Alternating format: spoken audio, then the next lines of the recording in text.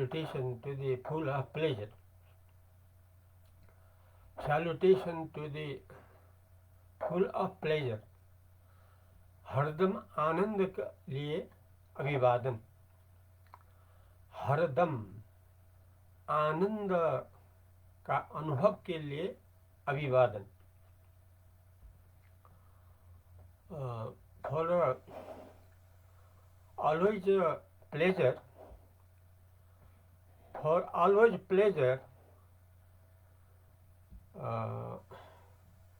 we have the realization of salvation. For always pleasure is necessary to realize of the salvation.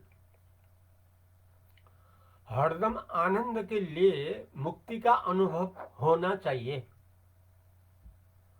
हरदम आनंद में रहने के लिए, अमर आनंद में रहने के लिए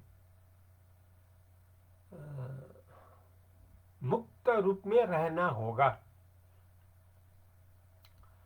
मुक्त रूप में रहने से ही केवल आनंद ही आनंद का अनुभव सभी को हो सकता है, जब भी, हरदम. इसलिए मुक्ति का रास्ता लेना होगा.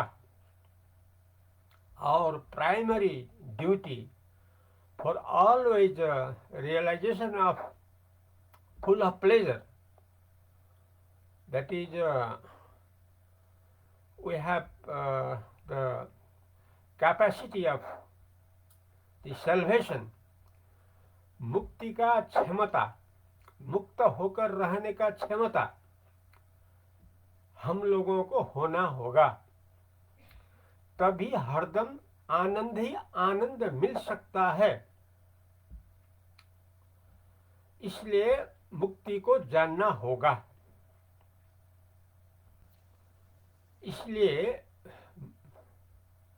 मुक्त होकर रहना ये जानना होगा.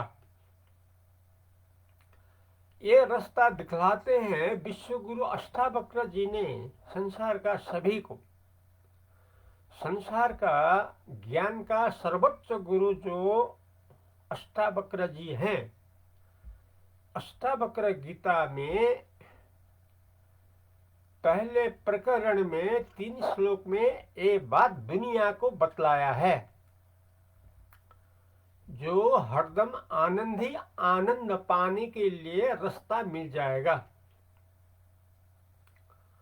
To realize always full of pleasure, the famous teacher of the world named Ashtavakra has said in his book named Ashtavakra Gita, on the first chapter, verse 3, we have to know that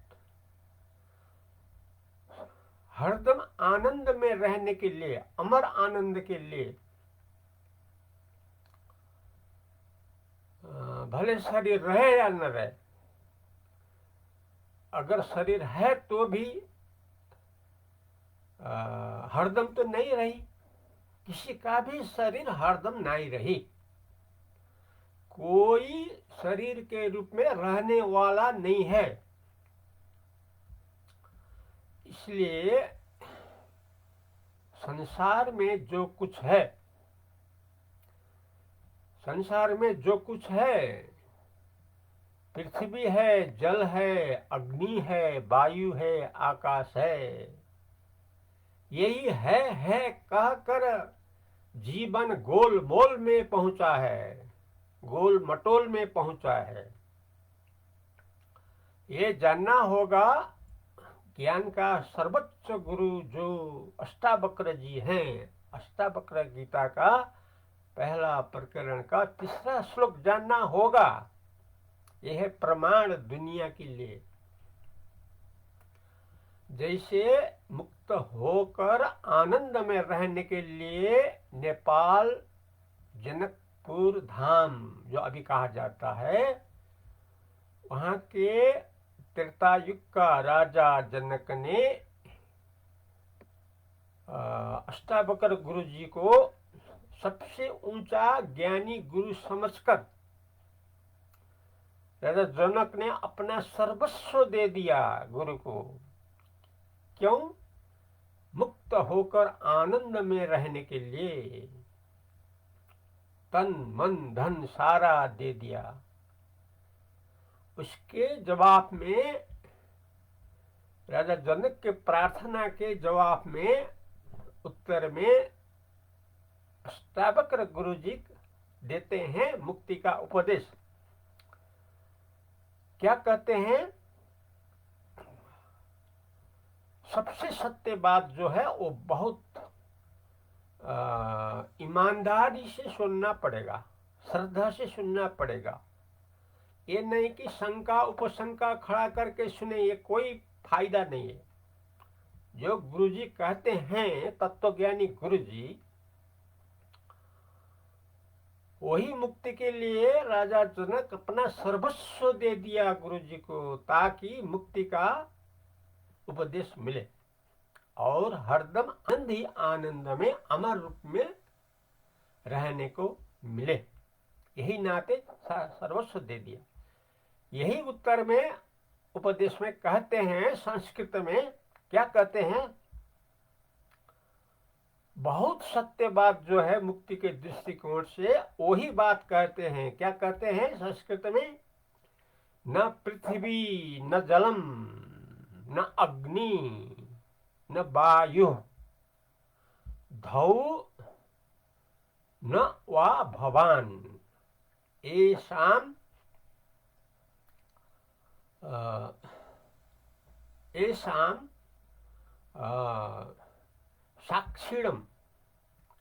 साक्षिणम् आत्मानं चिद रूपम विद्धि मुक्तये।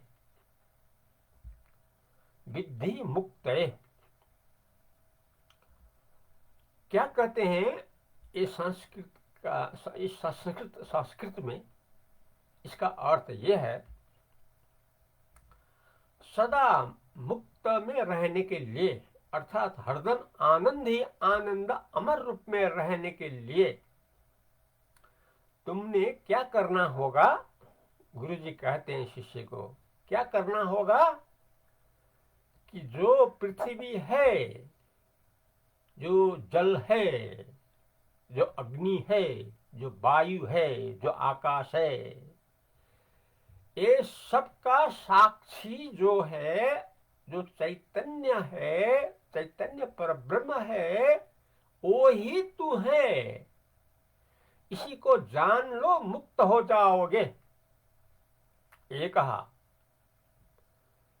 क्योंकि जो पंच महाभूत है, आकाश, वायु, तेज, जल, पृथ्वी, ये तो संकल्प का सृष्टि है, ब्रह्मा जी का सृष्टि है, संकल्प का सृष्टि है।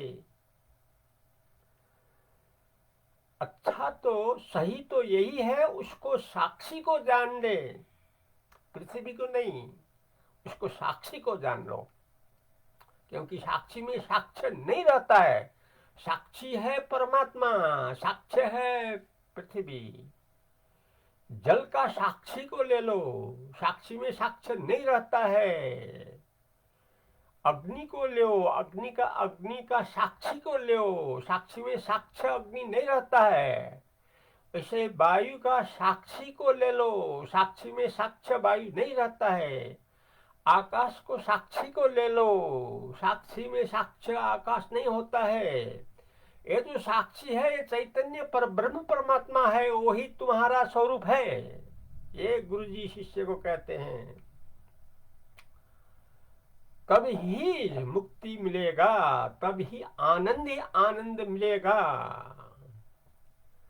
राजा जनक ने सिरों पर कर लिया, सीधे ले लिया, क्योंकि सत्य जानने के लिए सर्वस्व चढ़ाया था। जो गुरुजी सबसे महान हैं, जो कहते हैं सही कहते हैं, सीधे ले लिया। कोई तर्क वितर्क शंका न लेके सीधे ले लिया। हाँ, पृथ्वी को नहीं, पृथ्वी को साक्षी जो चैतन्य पर ब्रह्म है वो है हम। जल नहीं, जल के साक्षी जो पर ब्रह्म परमात्मा है वो है हम। अग्नि वायु आकाश का जो साक्षी है, जो चैतन्य पर ब्रह्म परमात्मा है, वो है हमारा स्वरूप। इस प्रकार ले लिया और मुक्त भी हो गया। राजा जनक संसार में प्रमाण है कि वो जीवन मुक्त, देह मुक्त हो गया है। भले और ने उनका शरीर देखते हैं, लेकिन वो अपना शरीर का अनुभव नहीं होता है, क्योंकि उन्हें साक्षी परब्रह्म परमात्मा को ले लिया, शरीर को नहीं लिया। क्योंकि 4 श्लोक में कहते हैं, यदि देहम पृथक्कृत्य विश्राम्य तिष्ठसि अधुना एव सुखी शांत बंध मुक्तो भविष्यसि। ये कहते हैं शरीर से अलग जो साक्षी चैतन्य पर ब्रह्म परमात्मा है, जो साक्षी शरीर से अलग है। शरीर तो झूठ मूठ है, आता जाता है, चित्तवृत्ति है स्वप्न के तरह। स्वप्न में जैसा अनुभव होता है शरीर का, वैसा ही जागृत में अनुभव होता है, वैसा ही है जैसा स्वप्न में हम लोगों को अनुभव होता है। पृथ्वी, जल, अग्नि, वायु, आकाश भी स्वप्न में हम लोगों को जो अनुभव होता है, वही अनुभव जागृत में हो रहा है। इसलिए स्वप्न में जो अनुभव होता है, पृथ्वी, जल, अग्नि, वायु, आकाश, भले उस टाइम में सत्य अनुभूति होता है, लेकिन वास्तव में झूठ मूठ है। क्योंकि जागने से अपने साक्षी चैतन्य को भर मिल जाएगा, स्वप्न का एक को नहीं रहेगा। वैसे जागृत से जब हम लोग विश्व गुरु अष्टावक्र से अष्टावक्र गीता का प्रथम प्रकरण 3 श्लोक 4 श्लोक लेकर अगर हम लोग रहेंगे, राजा जनक के तरह संसार का हम सब लोगों को अब भी सुख शांति और बंध से मुक्ति अब भी मिल जाएगा। इसलिए कहते हैं, न पृथ्वी न जलम न अग्नि न वायु धौ न वा भवान एषां साक्षिणं आत्मानं चिद्रूपं विद्धि मुक्तये। इस तरह से मुक्ति को जानो, ये गुरु जी कहते हैं। ये है उपदेश। ऐसा उपदेश सुनने के लिए हिम्मत करना पड़ेगा, लेना पड़ेगा, अनुभूति करना पड़ेगा, उसके लिए सर्वस्व त्याग करना पड़ेगा, नहीं तो भीतर नहीं अटेगा, नहीं जाएगा, नहीं अड़ेगा। क्योंकि भीतर तो बात ही बात है, संसारी संसार है, विषय विषय है, भरा हुआ है।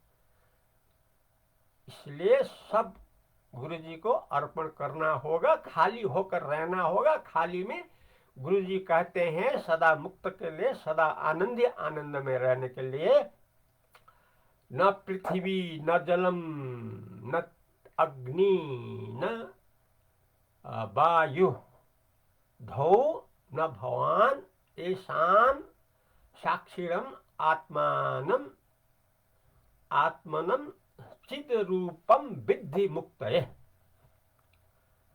अब इतना ही करें। हरिओम तत्सत।